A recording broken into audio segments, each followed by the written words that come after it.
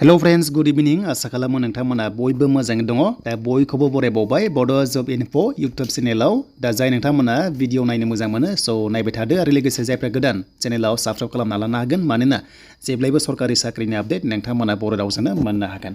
दा जोङो सावरायगोन RRB साख्रि एबा रेलवेनि साख्रिनि सायाव जेराव डिफेन्सबो दङ आरो लोगोसे सिभिल साख्रिबो दङ। दा जोबोद मोजां सेन्ट्रेल साख्रि गोबां बुरजा नोंथांमोना दान बान्था एबा सेलारिखौ मोननो हायो। दा जियानो जा जों अफिसियेल साइडआव फैखाबाय आरो बेयाव फैनाय लोगो लोगो जों फार्स्टआव नायगोन कनस्टेबल लेभेलाव जेराव डिफेन्स लेभेलाव जायफ्रानोखि मोजां मोनो मानोना जोंनि बर' लाइमोनफ्रा गोबां साख्रि मोनगासिनो डिफेन्स लेभेलाव जेरै एसएससि जा एबा गुबुन गुबुन सेन्ट्रेलनि जा एबा स्टेटनि साख्रि जा दा आसाम पुलिसनि इन्टारभिउआ जागायबाय दिनैनिफ्राय थ' बयनिसिमबो अल द बेस्ट थाबाय जाहाथे नोंथांमोननि साख्रिया जाना फैयो। दा जों RPFनि एग्जामनि सायाव जों डिसकास खालामग्रोनोसै बेनो जाबाय माखासे सिलेबास दङ एबा नोंथांमोननि एग्जाम डेटनि सायाव प्लास एडमिटनि सायाव अफिसियेल नटिस जों भिउ खालामबाय आरो खालामनाय लोगो लोगो जायफ्रा एग्जाम होनो थांगासिनो एग्जाम डेट ओंखारखाबाय बेनो जाबाय 2 मार्चनिफ्राय जागायसिगोन। 2 मार्चनिफ्राय 20 मार्चसिम नोंथांमोननि अनलाइन एग्जामा जागायसिगोन बेनो जाबाय कनस्टेबलाव आरो अके। बेनिफ्राय मोजां बाथ्रा NTPC जेरावनोखि स्टेशन मास्टार दंमोन गोबां पस्ट दंमोन ना दा बिनि आनजादनि डेटखौ थाबैनो होसिगोन होननानै स्क्रिनाव लिरखाबाय थाबैनो डेट मोनसिगोन आरो मोननाय लोगो लोगो Bodo Job Info चेनेलाव नोंथांमोना मोनगोन आरो। सो दायो जायफ्रा RPF कनस्टेबलाव आनजाद होगोन 2 मार्चनिफ्राय अब्ला 10 डेज सिगां एग्जाम सिटिखौ जों नायनो हागोन आरो एग्जाम डेटनि नोंथांमोना सानब्रै सिगांल' एडमिटखौ डाउनलड खालामनानै लानो हागोन बेखौ बुंदों। नाम्बार 4आव आधार कार्ड कम्पालसरि लांफानांगोन मानोना नोंथांमोनखौ एग्जामनि सिगां बाय'मेट्रिक खालामगोन अके बेखौ लांफानांगोन जाहाथे दाबाव जुदि लाङाबा प्रब्लेम जानो हागौ थ' बेखौ जों मिन्थिबाय। NTPC स्टेशन मास्टारनि पस्टआ हाजार दंमोन ना दा बिनि एग्जाम डेट थाबैनो फैथारसिगोन आरो RPFआव एग्जाम पास जाबाथाय फिजिकेल टेस्ट दङ।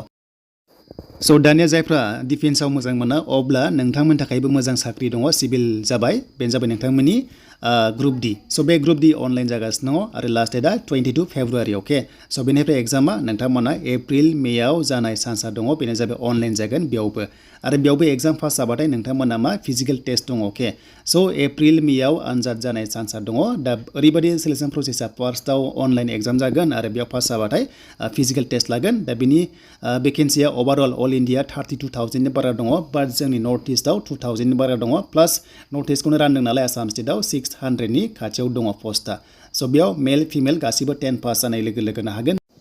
दा HS पास जा डिग्री जा नोंथांमोना गासैबो हागोन माने मिनिमामासो 10 पास आरो अके 10 पासनि डकुमेन्ट्सखौ नोंथांमोना श' खालामनांगौ जेब्ला डकुमेन्ट्स भेरिफिकेसन जागोन। दा बे ग्रुप D साख्रियाव सिलेक्सना बोरै खालामगोन होनोब्ला जों बेखौ मोनथिथारनांगोन नङाबा जों एसे प्रब्लेम जानो हागौ आन्दायनो हागौ। फार्स्टआवनो अनलाइन एग्जाम जागोन SSC बायदि सेम जागोन अके देन बेयाव पास जाबाथाय फिजिकेल टेस्ट नोंथांमोनखौ लानाय जागोन आरो डकुमेन्ट्स भेरिफिकेसन मेडिकेल टेस्ट खालामनानै मोनसे काटअफ लानानै नोंथांमोना साख्रि होगोन आरो। दा बे एग्जामनि जोङो माखासे सिलेबासखौ नायनांगोन अके साइन्सनिफ्राय 25 दङ मेथ्सनिफ्राय 25 कुइसन दङ जेनेरेल इन्टेलिजेन्सनिफ्राय 30 दङ बेनिफ्राय कारेन्ट एफेयार्स एवारनेसनिफ्राय 20 कुइसन गासै 100 मार्क्सनि एग्जाम जागोन 90 मिनिट्स एबा 1.5 घन्टा टाइम 1/3 नेगेटिभ मार्किं दङ मोनथाम राउन्ड जाबाथाय -1 नोंनिफ्राय दाननाय जागोन। दा फिजिकेला नोंथांमोना 35 kg वेट बानानै 100 मिटार्स खारनांगोन 2 मिनिट्सआव अके बेखौ नोंथांमोना हौवाफोरा खारनांगोन अजन बानानै आरो अजन बायालासिनो 100 मिटार्स नङा एबार नेक्स्टआव 1000 मिटार्स दंबावो बेखौ 4 मिनिट 15 सेकेन्डआव माने कमप्लिट खालामनांगन माने क्वालिफाइड खालामथारनांगोन आरो हिन्जावफ्रा 20 kg बानानै 100 मिटार्सखौहाय 2 मिनिट्सआव खारनांगोन आरो अजन बायालासिनो 1000 मिटारखौ नोंथांमोना मा 5 मिनिट 40 सेकेन्डआव खारनानै कमप्लिट खालामनांगोन बे जाबाय हौवाफोर हिन्जावफोर नोंथांमोना बेखौ नायना लादो। दा जों बेखौ मिन्थिबाय दानिया जोङो बोरै एक्सेप्ट जानाय आरो जायखौ जों मिन्थिगोन होनोब्ला जोङो लगइन खालामनांगोन। दा लगइन खालामबा जों RRB टाइप खालाम बेनिफ्राय गाहायाव फैनानै मोनसे RRB दङ बेयाव क्लिक खालामदो लिंकआ दङ डिसक्रिपसनाव सो फैनानै नोंथांमोना एप्लाइ मोनसे अपसन मोनदोंना बे गोजौ स्क्रिनाव दा बे एप्लाइआव थुनाय लोगो लोगो नोंथांमोना मा लगइन खालामनो हायो आरो सो बेयाव नैबाव सिन होदों देन बेनिफ्राय गाहायाव मोनसे हेभ एन एकाउन्ट दङ गाहायनि अपसना बेयाव क्लिक खालामदो। सो दायो जों लगइन खालामनोबा जायनोखि फन नाम्बारा रेजिस्टार दङ होननानै जोङो पासवर्डखौ होनानै लगइन खालामदो अब्ला बेबायदि पेजआ फैगोन बेनिफ्राय एप्लिकेसन हिस्ट'रिया जों बेयाव क्लिक खालामदो आरो खालामनाय लोगो लोगो बेयावनो नोंथांमोननि NTPC बेनिफ्राय कनस्टेबल दङ RPFनि प्लास बेनिफ्राय जुदि ग्रुप D खालामबा बेयावनो ओंखारजोबगोन आरो जुदि प्रफेसनेलि एक्सेप्टेड जायोबाथाय एडमिटखौ 100% मोनगोन आरो NTPC एग्जाम डेट फैथारसिगोन ना आरो फैनाय लोगो लोगो बेयाव एक्सेप्ट जानाय लोगो लोगो एडमिटखौ नोंथांमोना 100% मोनगोन आरो ग्रुप D जेब्लानोखि खालामगोन साक्सेसफुलि एप्लाइ जायोबाथाय बेयावनो श' जायो।